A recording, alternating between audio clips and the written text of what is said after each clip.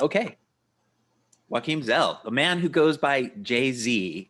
You know, Mm. if you go just by your initials, you kind of have to back that up, right? With some really interesting stuff. But I mean, here's a man who's been involved at a technical level with tools we use every day, and who's even making helping make CDLs and things like that. I mean, you really just live day in and day out, and in part of his head.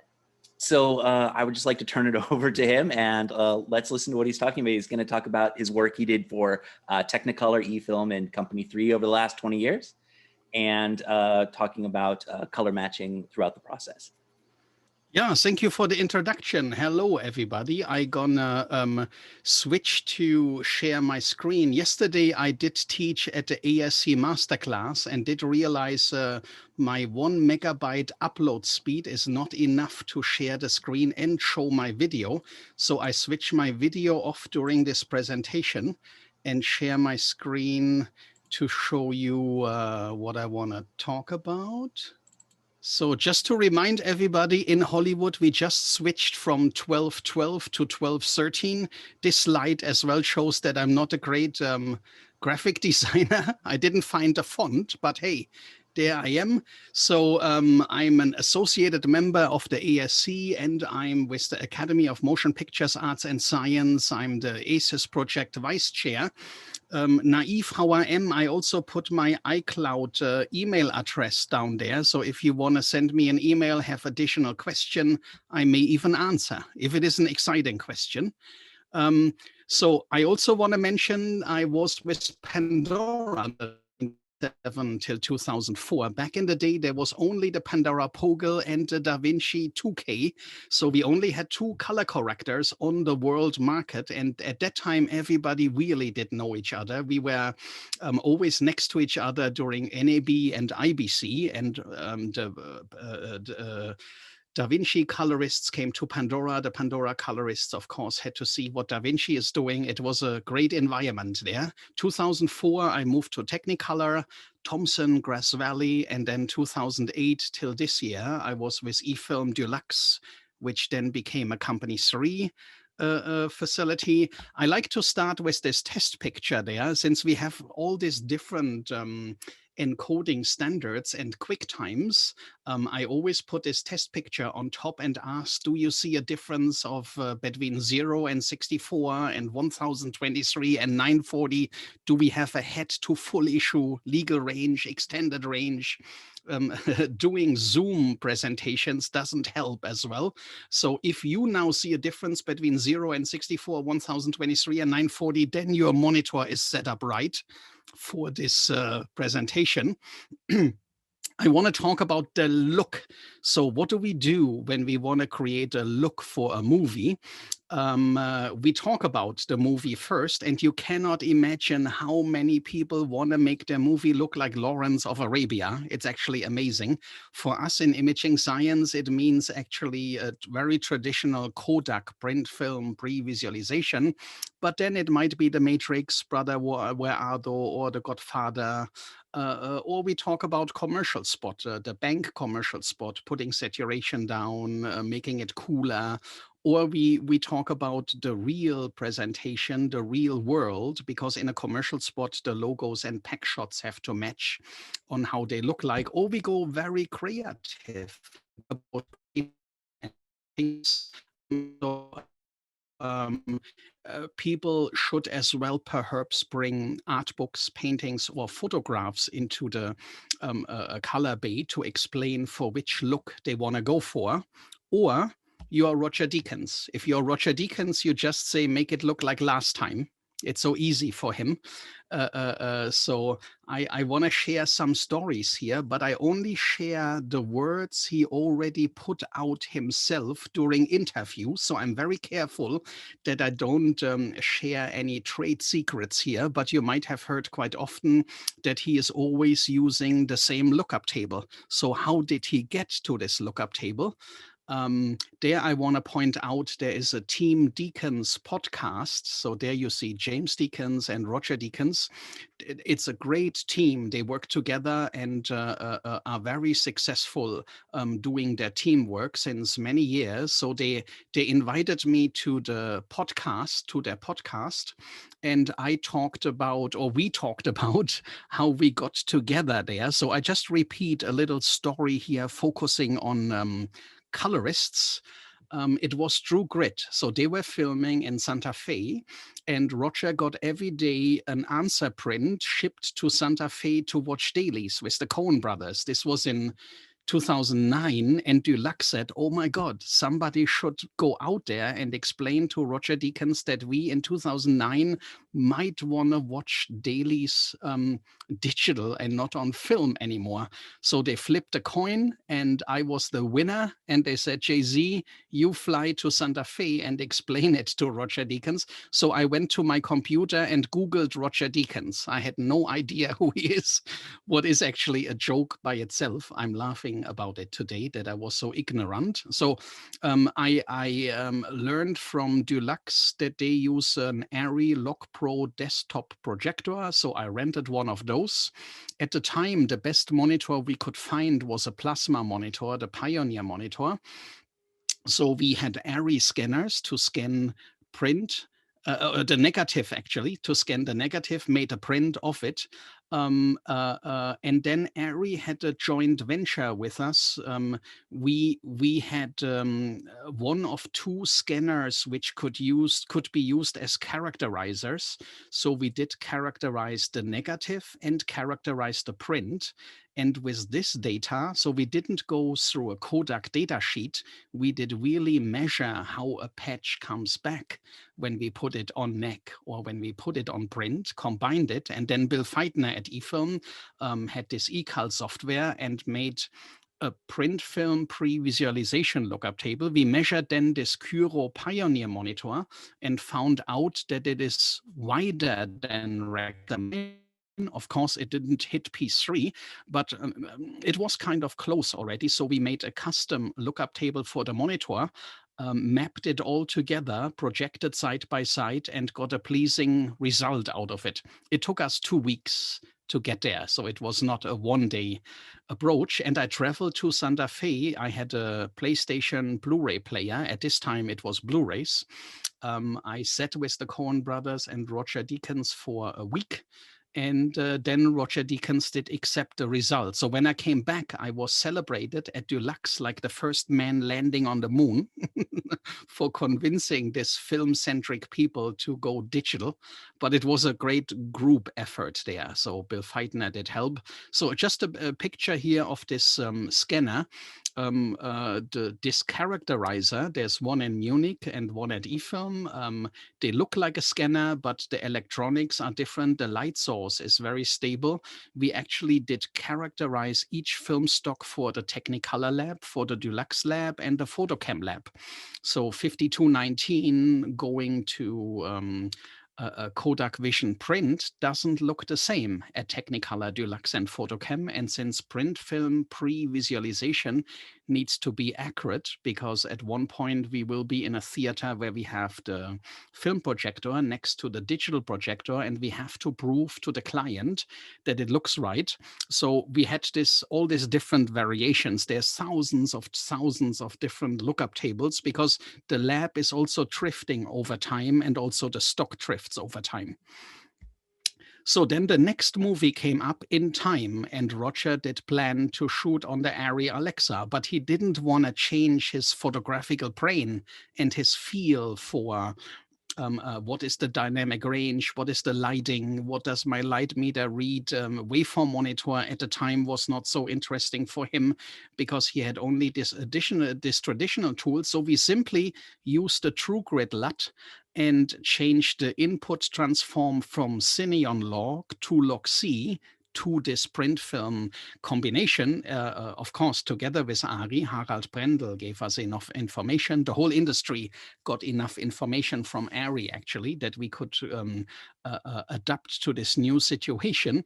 And Roger shot his tests, and we put this lookup table on it. He came to the theater and felt very comfortable with the result, because what he saw was what he expected to see. And I guess he liked it that much that he just kept it. So now when you look at the other movies we worked with him on, Unbroken, Sicario, Blade Runner, they all use the same lookup table, but they look extremely yes. Sorry, Jay-Z, we're getting some technical difficulties. Can you say that one more time, please? Yeah, since I loaded all the lookup tables myself, worked with Josh Golish, his preferred DIT, I can confirm that it's always the same look, the same LUT, but always a different look. So he is, of course, using his lighting, he uses filters, and whatever a cinematographer uses to achieve these different looks. So now, how would normal people generate a look? We like the approach where we ask the cinematographer to pick the camera and lens package, and perhaps during hair and makeup and wardrobe testing, using the technology and the package which was used for the movie, shoot a daylight, a night scene, an indoor and an outdoor scene, bring it to the DI facility, where then the DI colorist looks at it on the big screen in the format in which the movie will be released. And then the DP and the colorist creates this look. Remember, before, there's a verbal discussion first. And so all the lookup tables are available. We click through them, create a look, and most of the time, then a little bit better to tweak it to perfection and create this lookup table. We then shall create lookup tables. That's the bottom line now. And is the audio better now? Yeah, it's going fine. Yeah, good. So at the bottom part, you see then the DIT station. This should show what happens on set. So we provide the lookup tables then for the DIT, for editorial, for VFX, and whoever shall come after. We also take care that we build the lookup tables for different color spaces. So looking at the CIE chart, the DIT might use a Rec 709 monitor, but VFX vendors might use sRGB P3 or sometimes Rec 709.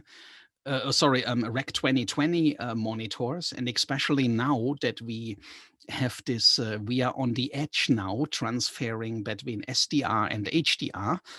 So we might switch between Rec 709 and P3. So today, most of the HDR project go to a P3 color gamut, but the future will be, of course, Rec 2020.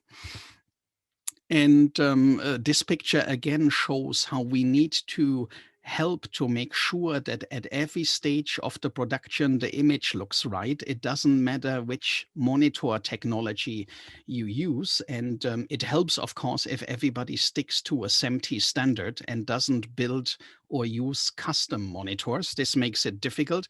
If you have the budget, you can send an imaging scientist around to build custom lookup table for monitors, and I'm available for hire. Commercial break for me. So now I want to show a couple of different looks. An Alexa raw image, as many of us look at every day, and I do apply here the K1S1 LUT. This would be the ASUS default ODT for Rec 709. We talk about ASUS in a little bit. So now we go filmic. So this would be the golden Kodak skin tone, which is, this would be the Lawrence of Arabia look, for example. And then we go Fuji. And now the most famous and best looking look you can get is, of course, the German Agfa print film pre-visualization look, not heavily used, but hey, And then Kodak Premiere has denser black level. So this Premiere print material was denser and you got very good blacks out of it. So this now works actually that we have laser projection systems and OLED monitors where we can get these black levels. So like 2 or 3 years ago when we used Kodak Premiere print film pre-visualization LUTs, it was kind of fake. It did never show what Premiere really can do because the xenon lamp of a projector was lifted, had lifted blacks and all the other technologies. But now that we have OLED and newer monitor technologies and laser projector, the Premiere look can be satisfying. Locon looks, there's nothing what a color corrector couldn't do to make Locon. Everybody can lift the blacks and bring the highlights down anyway. And very trendy are now these hybrid looks because we perhaps don't want to go full filmic white, which is like golden yellow in the highlights.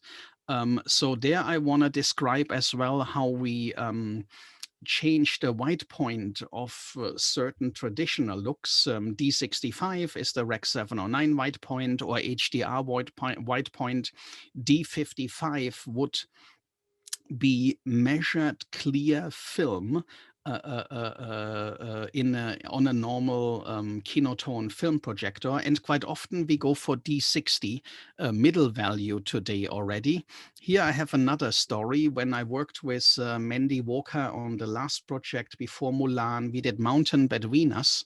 We wanted a very filmic traditional look, but then there are many scenes in the snow in the mountains of Vancouver. So the snow should not look yellow. So we took a traditional Kodak look LUT and first turned the midtones gray and then turned the highlights white. So we just changed the tonal curve, but left the golden skin tone. And I don't know how well your Zoom monitor environment is calibrated, but I click through these different levels to show what we did here to generate this Mountain Between Us lookup table. They also had an African American actor in the snow there, but then it is Mandy Walker ASC. ACS, so with her knowledge and lifetime experience, a beautiful piece came out there. Yeah. Some imaging science here. So do we have any French-speaking people in this group? Because remember, in 1917, the Commission Internationale d'Éclairage created this color chart, the CIE chart. It was a group of middle-aged white French men who lifted color charts in the air and asked each other, is this red or is this orange, is this purple? And so they created the naming convention for this human visual system here. They, of course, got it wrong. They didn't get it wrong because they were French. That was not a problem. They get it wrong because they were all white men in the same age coming from the same region. So we should have mixed it up a little. The Southern Hemisphere sees light levels different than the Northern Hemisphere. And we know statistically women have a much better eye for separation of color. That's statistically. We know all men who are colorists have an amazing color eye as well. Don't want to hurt anybody here. It's just talking about statistics. Not only also how an eye internally is built. So sometimes you want to find as a customer a colorist who sees the color in the same way how you see it. And the next picture shows the perfect combination, the perfect match between a colorist and a client. These two guys have the perfect same eyesight. And there I want to ask the star colorists in this room. What I see, of course, is when we meet a new customer, we move the trackballs and test how the client sees the color on the screen and then adapt an offset to it so that we can react to what the client feels when we make it warmer or cooler. That's my guess because I'm an imaging scientist and you guys need to confirm that this is what you do. We saw this in biology when we had school, the cones and the rods. The cones received color, the rods, the luminance. We have seen this many times, and it's just so that these eyes are built different. So now on the left side, that's a more modern human spectral sensitivity chart. So this human sensitivity on the left side meets the light sources on the right side, while the sun is the most forgiving light source, followed by tungsten. When we go to LED lighting, it could become problematic, or laser lighting. Same. So this was talking about lighting a scene. Same when we now are in a theater. The xenon lamp has a much wider spectrum than the laser projection system. And the narrower the peaks are for red, green, and blue, the more different people see results on the screen. So the difference between your client and you as a colorist will be bigger when you have this narrow bandwidth laser projection system. So there you need to learn the offset again of your client.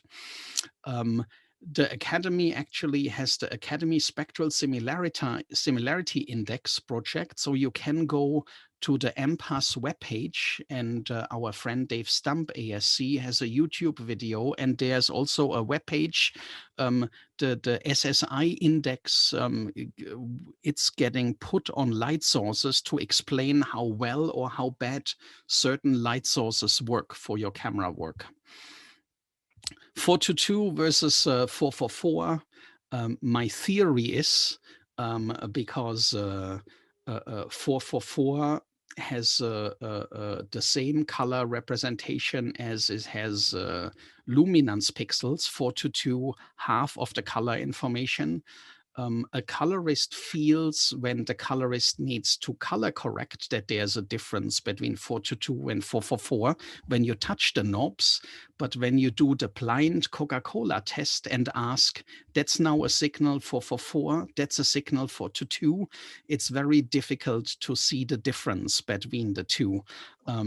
May it be when you do a ProRes version of 444 or 422, or may it be that you go with 2 BNC cables or 1 BNC cable in there. So my formula for success is always, if you want to create content which needs to be color corrected after, you definitely have to go 444. But if the color correction is locked, nobody will touch it anymore. You might be able, most likely, to get away with 422. Up for discussion. There are many opinions out there. And this picture I showed just because I like cat pictures there, but it explains the f-stops pretty well for a cinematographer. Yeah. And now ACES, the Academy of Motion Pictures Arts and Science Color Encoding System. If you make a hero movie, it might be that every hero gets his own camera. So multi-camera shoots really have a benefit when you switch your color correction system into ACES, because the libraries, the IDTs for each cameras are available to put an image into the common ACES color space. So the input device transform. The ODT, the output device transform, then helps you to adapt your image to different monitoring devices, to different color spaces. And in the middle, you have different look management transforms. May it be the very well-known ASC CDL, the common LUT format, or just the 150,000 knobs your color corrector has. The common LUT format is a new function which we work on at the moment. So we all know 3D LUTs, and then we might have heard the term shaper LUTs. So if you add a 1D LUT before a 3D LUT, you have an immense quality improvement because you use the 1D LUT to do a log conversion from S-Log3 to log-C to Canon log, whatever is needed, and then you use the 3D LUT for your creative term or creative modification. The matrix is often used to go from P3 to Rec 709 to Rec 2020. So the common LUT format combines it all into one. And a new tool as well is the AMF, the ACES metadata file. What was missing as well is the description of at which step of the production do I use which function, which ASC CDL, which IDT, which ODT. There was no standard to transfer the information from sets through dailies to VFX to finishing. So the AMF is a new standard. Just a little bit of history of ACES. So ACES 1 came out in December 2014 and then was first time shown to the audience at NAB 2015 because vendors need time to implement it after it comes out. And then if we jump forward to 2019, ACES 1.1 had HDR ODTs, and ACES 1.2 has the CLF and the AMF in it. ACES 1.3 will have a gamut mapping function so that we don't get LED clipping errors anymore in ACES or any other errors which had to do with highlight clipping. And then version 2 will be the most amazing version where we simplify the RRT and build, give a new set of IDTs and ODTs away. So this will all happen in 2021. We all know that 2021 will be a much better year than 2020. It's a bit small. ACES Central, I want to point out our new webpage design here. We have virtual working groups there. So if you go to this tab showing virtual working groups, you can see what we are working on at the moment. We have an IDT working group, ODT working group, gamut mapping working group. In these working groups, we have very intelligent scientists from different VFX vendors, product vendors. You find all these names which are very familiar to you. We split these working groups into an architectural working group and an implementation working group, and that's new as well. So now that Annie Chang is our chair, Rod Bogart and me, we are the vice chairs, together with Alex Forsyth and Andy Malls and the core working group at the Academy, we created this new procedure that we have the architects and the implementation group to really confirm that the implementation is bug-free and right done, and it matches between different vendors. And I like this question so much, which comes up in this quiz in a minute. And it's such a difficult question because the fluffier scrambled eggs, see, I'm still thinking about it, but this is my marketing pitch. You want to be in the next event there. So color spaces, the advantage of this ACES EXR file is that we store the file in AP0, so it's wider than what the human visual system can see, and the working color space is AP1. Product partners are many of the partners who are on this call in this 24 hours. And I also want to point out that the color space we are working is a SMPTE standard, the ST2065-1. So in the same way how we build the ODTs to match SMPTE standards for Rec 709, P3, and Rec 2020, our own working color space standard is as well a SMPTE standard. So we don't try to do our own separate thing here. And to have a common color space, I like this chart here a lot, showing the color spaces of incoming camera gamuts there. It's amazing what cameras can do and how wide they can go out there. And by using ACES, we really help the colorist to bring everything into a common color space with a click of a mouse, so that you don't have to waste your creativity by doing technical fixes and technical matching, may it be for incoming signals or outgoing signals, because you should spend your time on creativity to help your client to make an amazing looking movie. We also hablos español. So I want to show that we have multiple language user help there, user manuals out there. Chinese is coming next. We every so often go to rental houses, get the ASC involved. So the ASC with Curtis Clark of the MyTech committee is very much connected to ACES. We go to rental houses, ask them to put all cameras they have on the shelf into a room and test different cameras and see what comes out there. And there, I want to hand it over to the quiz. I think I'm out of time now. I just go to my last slide. There's the last slide.